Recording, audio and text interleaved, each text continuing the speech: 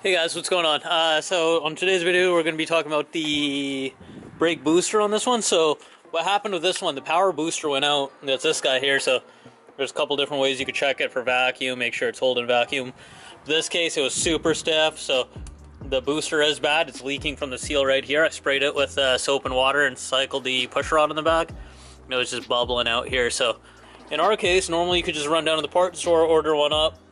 These guys are discontinued, so only way to get a new one is to send it out for rebuilding in my case, or at least in my country of Canada here. And for rebuilding one of these guys, I got quoted around $200, $300 before shipping, so it's a little much to be paying for a booster, which I don't believe is actually the correct one for this vehicle. So in this case, we're going to go with a universal one, and we'll talk about that in a second.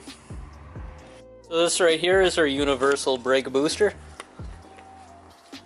You see, it's a little bit different. In this case, we have a different push rod on the pedal end, so we would have to buy an adapter. So this one is just a standard clevis with a 1/2 inch thread to mount onto here.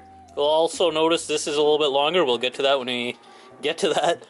But also in this case, we have a different bolt pattern too. So this one is a square bolt pattern, typical GM stuff, and the one on the vehicle was rectangle. It was about, and the one on the vehicle, this one here, it's 3.5 by 3 3/4. It's a little different here. So you're asking me why we would be going through the trouble of putting one of these back on here. Like I mentioned earlier, it's kind of expensive to get a new one that may or may not work, or send mine out to be rebuilt, because shipping is super expensive for some reason. And then the second reason I want to do this is because I want to future-proof this. If this ever goes out in the future, you could pick these up for dirt cheap.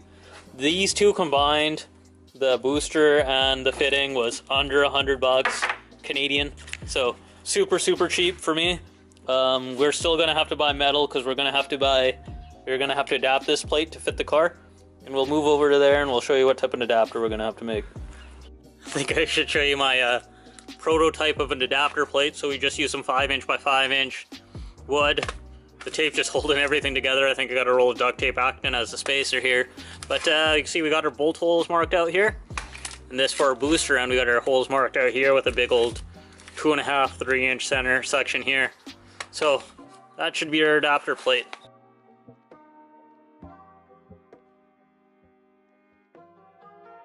Okay, came back from the metal shop here, and I got them to cut me out some 1/8 inch plate. So this is 5 inch by 5 inch. Also got them to plasma me a circle, so about a 2.5 inch, 3 inch circle here. And this one I think roughly 2 inch, or whatever, you just guessed. The sizing, I ordered a slightly bigger spacer because we're going to have to change. Alright, so what I did right here is I made an X. Well, let's talk about my wood pattern that I did before. So this one was an adapter that I made, the one that was all duct taped up and stuff. But you can see my holes were a little bit wonky. Let me see, this one's off, so I didn't center it. So lesson learned, that's why I use wood or cardboard or whatever works for you. I like using wood because it's somewhat rigid. So to not make that mistake again, we took our square, went corner to corner.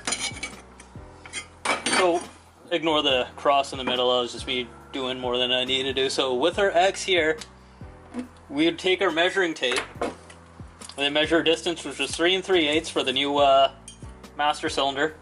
It was a little bit annoying to hold this, so I just had an old piece of metal and I marked 3 3/8 and I laid it on the intersecting lines. And then I did it again, and luckily when I measured everything out, it was all square, so we did luck up. So all we gotta do is center punch our holes, and I'm gonna oversize it. I think I got a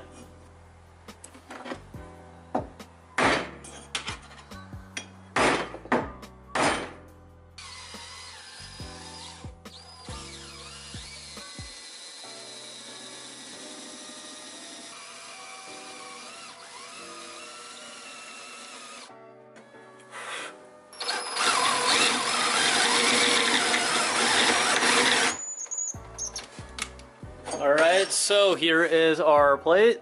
I had to slightly just chamfer them open here. The holes here, so they do fit. It is a little snug.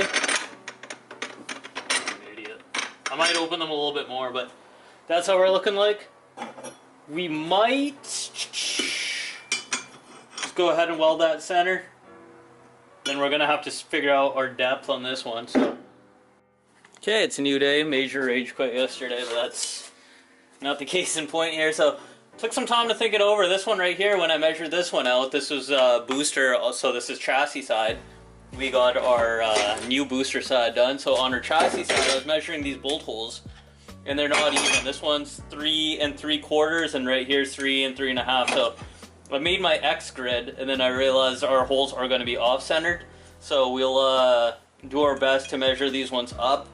And then what I also noticed is that our push rod, how it comes down, so it's got that 1/2 inch, let's say roughly, that's going to be off-centered. So when we weld our spacer, we're going to have to compensate for that.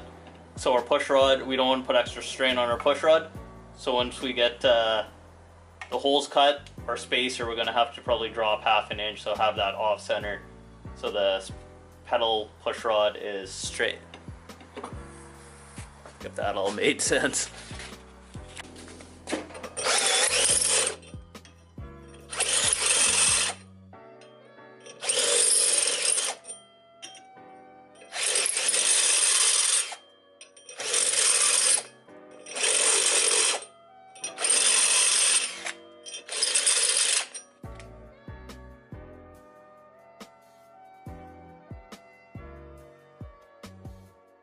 Alright, with that being cut, we're going to take our spacer, and I'm going to weld it in. You could choose to do it however you want. I want to put on a stick diagonal like this.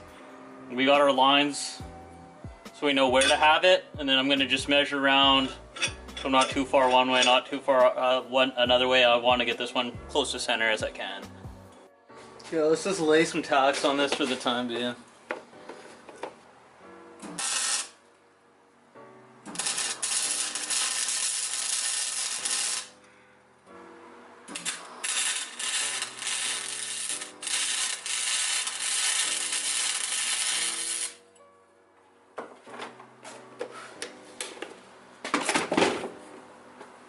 You think it's hot?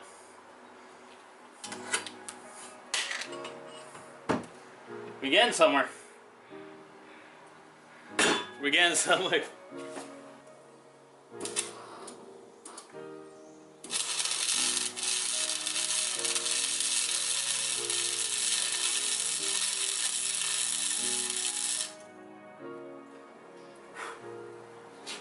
So I got it bolted up to the car here loosely. It's still all tacked up and stuff there. Watch this push rod, the one in that center there. I'm gonna go actuate the brakes, and hopefully, if everything goes well, she should push in and out.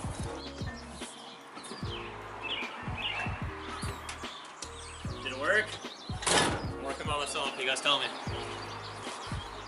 Guys, we're gonna wrap this video up. This video is just strictly to show you how to adapt this booster and how it's possible to get something going, even though you got no instructions or none of that. So we got that all done.